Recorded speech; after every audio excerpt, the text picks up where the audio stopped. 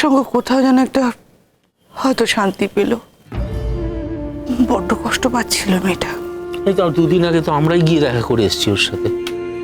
তোমরা জানো না, আমাকে একটা মস্ত বড় বিরাট বড় একটা বন্ধনের মধ্যে আবদ্ধ করে দিয়ে চলে গেছে। মানে মানে আর কি, ওর সমস্ত প্রপার্টি, অস্থাবর অস্থাবর যা আছে সব আমাকে আর মোহরকে দিয়ে গেছে। মোহরের সঙ্গে আমার কোনো সম্পর্ক নেই, তাই এসব লিগাল ফর্মালিটি, লিগাল প্রসিডিওর আমার আমার আমার এসব কিছু দরকার নেই। ওনার খুব খুব সোশ্যাল ওয়ার্ক করতে চাইতো।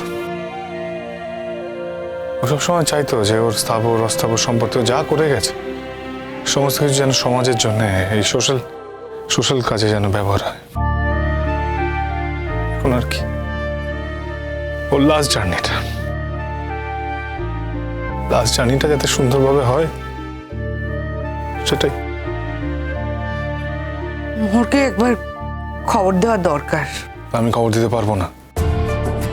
না, আসলে মোর তো যেতোটে তো তার পুজো টুজো করে ফুল টুলো দিয়ে এসেছিল। আর ওই উর্মি মোহরকে খুব ভালোবাসতো। ভালো যে বাসতো সেটা তো এখান থেকেই বোঝা যাচ্ছে। ওর সমস্ত প্রপার্টি তো তাহলে দিয়ে যেত না। ঠিক আছে, আমি একটা মোহরকে ফোন করে দিচ্ছি। এই না না না, আদি আদি শোন, শঙ্খ ফোনটা করো। শঙ্খ তো বলছে ফোন করবে না। করবে না বললে তো হবে না, ওষুধটাই তো আলাপ। তুমি ফোন করে বলবে আমরা যাচ্ছি ওদের বাড়িতে। এখান থেকে একটা মিসআন্ডারস্ট্যান্ডিং হবে। কি বলছো নাকি? না কি এসব বলছো মিসআন্ডারস্ট্যান্ডিং? না আমি বুঝতে পারছি না কিসের মিসআন্ডারস্ট্যান্ডিং। কন্টিনিউ হয়ে যাচ্ছে তো মিসআন্ডারস্ট্যান্ডিং।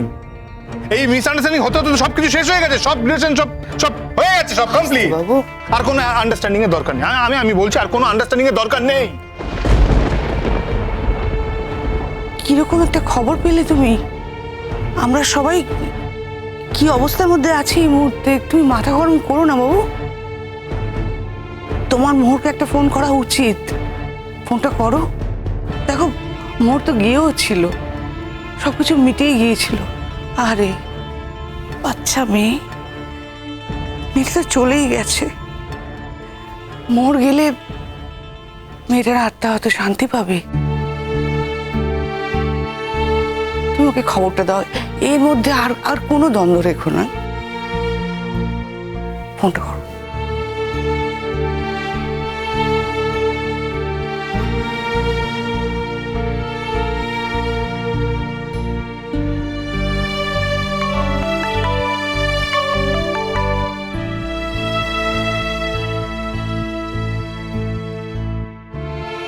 হ্যাঁ বলো।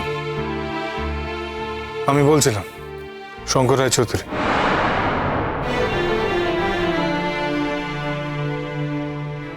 হ্যাঁ বলো। বলছিলাম এত রাতে ফোন করছি, তার জন্য প্রথমে ক্ষমা প্রার্থনীয়। ফর্মালিটি কেন করছো? সম্পর্কটা ফর্মাল হয়ে গেছে তাই। ও, তাহলে বলো কেন ফোন করেছো?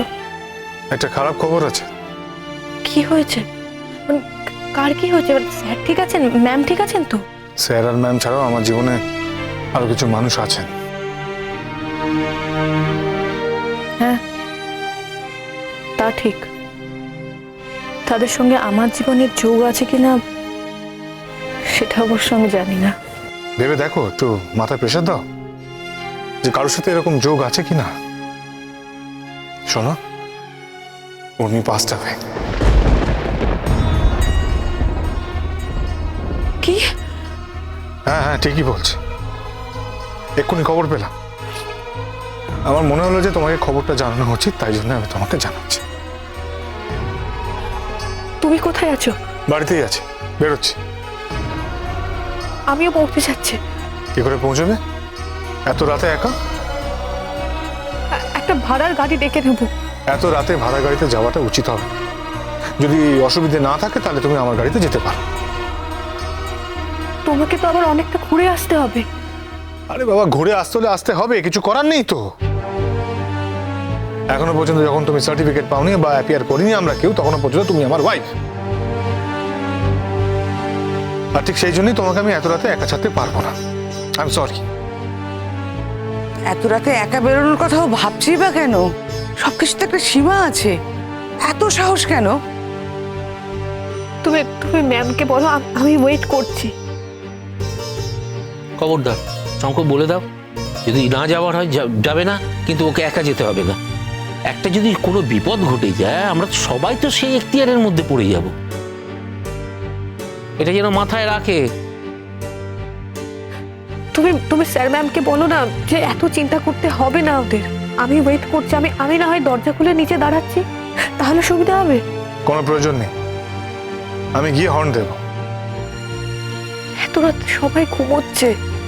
ফোন করব, দয়া করে ফোনটা অ্যালার্টে রেখো।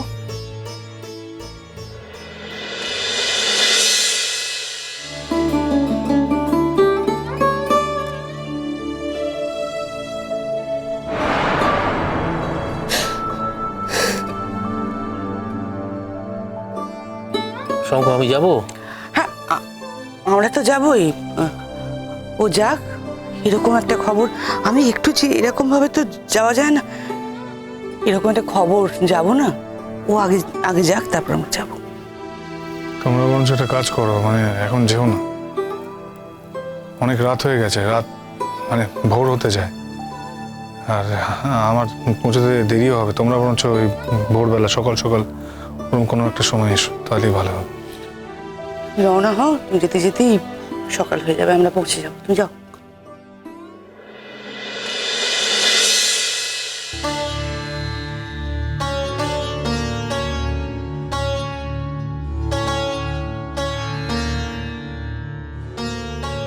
কিরে এত রাতে উঠে বসে আছিস কেন? শঙ্খ আসছে। ও, আমি তোকে কথা শুনিয়েছি বলে বোধহয় আমার নামে নিন্দে করেছিস, তাই না? সেজন্যই আসছে।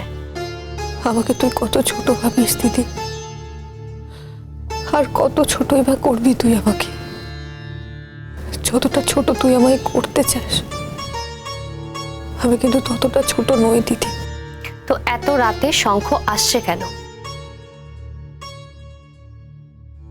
উর্মি মারা গেছে। ও, শঙ্খ ফোন করেছিল,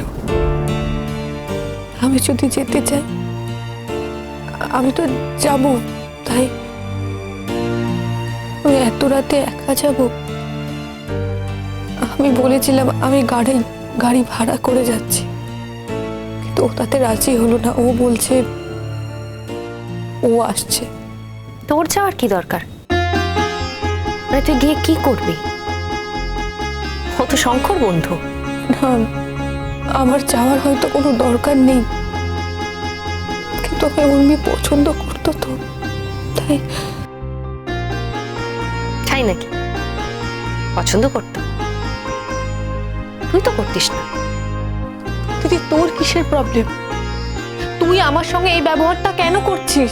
আমি তো তোকে বলেছি আমি যত তাড়াতাড়ি সম্ভব তোর বাড়ি থেকে চলে যাব, তারপরও এই ব্যবহার কেন করছিস দিদি?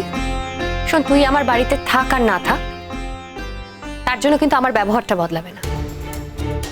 তুই যা ভুল করেছিস, যা অন্যায় করেছিস, তার দাম কিন্তু তোকে দিতে হবে। দিদি দিদি, আমি কি ভুল করেছি, আমি কি অন্যায় করেছি যে তুই সারাক্ষণ আমাকে একই কথা শোনাচ্ছিস?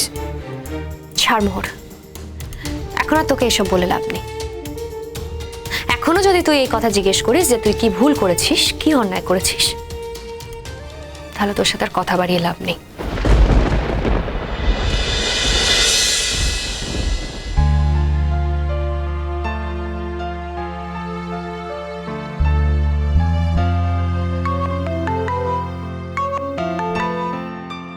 দাঁড়া, শঙ্খ ফোন করছে। মোহর, আমার একটা ফ্ল্যাট বাড়ি, এত রাত্রে বেরিয়ে গেলে গেটের তালা দেওয়ার একটা প্রশ্ন থেকে যায়, আর আজকে আর টেকারও নেই, সুতরাং আমাকেই নিচে যেতে হবে। সরি, কি করব বল? একটা মৃত্যুর খবর পেয়েছি, আমি তো না গিয়ে পারবো না। হ্যাঁ, সেই তোর কাছে তো জীবন আর মৃত্যু, এই দুইয়ের বাইরে তো আর কিচ্ছু নেই। মানে মানে একটা মানুষ চলে গেলে তোর দুঃখটা তখন বেড়ে যায়, অথচ মানুষটা থাকতে তুই কিচ্ছু বুঝিস না। কার কথা বলছিস তুই? না না, মানে এই উর্মি, তুই ওর সাথেও তো কম কিছু করিসনি। কি করেছি আমি উর্মির সঙ্গে? না না, তুই বল আমি উর্মির সঙ্গে কি করেছি? আমি কিচ্ছু করিনি উর্মির সঙ্গে। তুই তো আমার দৈনন্দিন জীবনটা জানতিস না, তুই তো নিজের জগতে থাকতিস। তুই হঠাৎ করে এত কথা বলতে আসছিস কেন? আমি কি করেছি বলতো? যদি তোর হাজবেন্ড তোকে না বলে দিনের পর দিন রাতের পর রাত তার বান্ধবীর বাড়িতে পড়ে থাকে, আর তুই যদি জানতে পারতিস সেই বান্ধবী তাকে ভালোবাসে, তুই কি বলতিস? কি করতিস তখন তুই বল? তুই আমার মতো শঙ্ককে কথা শোনাতিস না? শোনাতিস না কথা? মোহ